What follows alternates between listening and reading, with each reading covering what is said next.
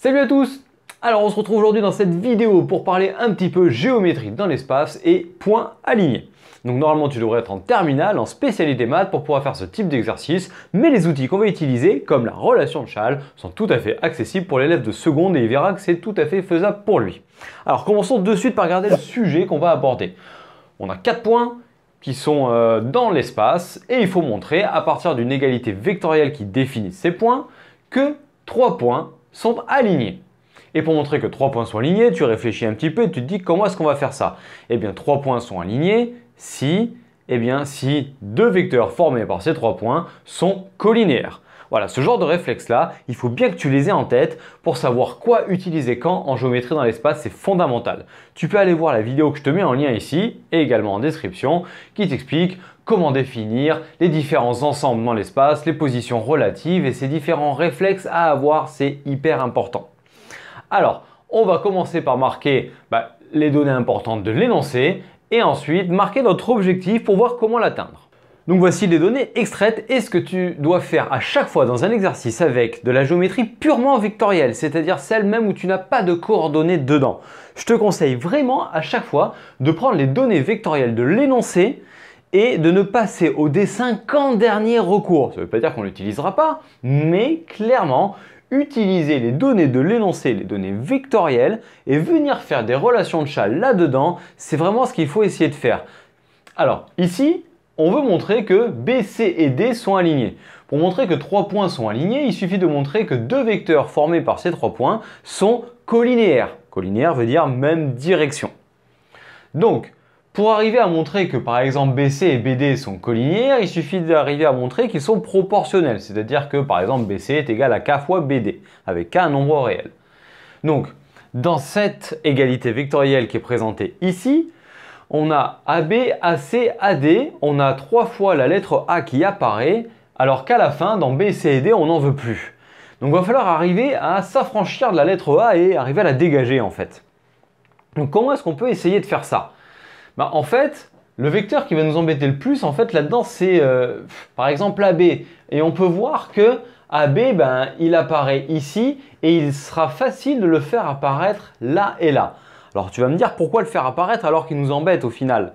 Bien, tout simplement parce que si je le fais apparaître ici et ici, prends un petit peu de recul et tu vois que tu vas te retrouver avec 3 AB plus AB moins 4 AB et ils vont dégager. Donc voilà ce que je te propose comme méthode. Donc voilà l'expression qui était ici, qui était donnée dès le début, dans laquelle j'ai fait la relation de Chasles dans AC et dans AD. Donc tu peux voir que AC est transformé en AB plus BC et que AD a été transformé en AB plus BD. Maintenant, je vais développer le 4 là-dessus et tu vas voir que tous les AB vont dégager et on va être à 2 doigts d'avoir le résultat. Donc tu vois bien ici que les AB maintenant sont tous ici et qu'il y en a 3 et un 4, moins 4, 0. Donc c'est exactement ce que je te disais il y a 2 minutes. Tu vois que ces AB positifs s'en vont avec ce AB là qui est négatif. Donc en fait, là, les AB qui m'embêtaient, je les ai fait disparaître et en plus de ça, j'ai plus de A dans les vecteurs restants. Et ça, c'est exactement ce qu'on voulait. Tu peux voir que dans les vecteurs restants, il reste BC et BD. Autant dire l'objectif qu'on avait. Donc, à l'étape suivante, ça sera l'étape finale avant la phrase de rédaction. On tombe sur BC et je fais passer ça de l'autre côté qui est égal à 4 BD. Et tu peux voir que là, les vecteurs BC et BD sont clairement collinéaires parce qu'on a l'un est égal à K fois l'autre. Et en plus de ça, ils ont la lettre B qui est le point B qui est en commun. Puisque si on n'avait pas de point commun, j'aurais pas pu dire que des points étaient alignés. J'aurais juste pu dire que des droites étaient parallèles strictement ou pas. Ça après, je sais pas.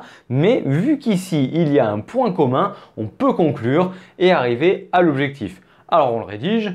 Et donc voilà la conclusion de l'exercice. On dit que BC-BD sont collinéaires, ce qu'on vient de rappeler juste avant.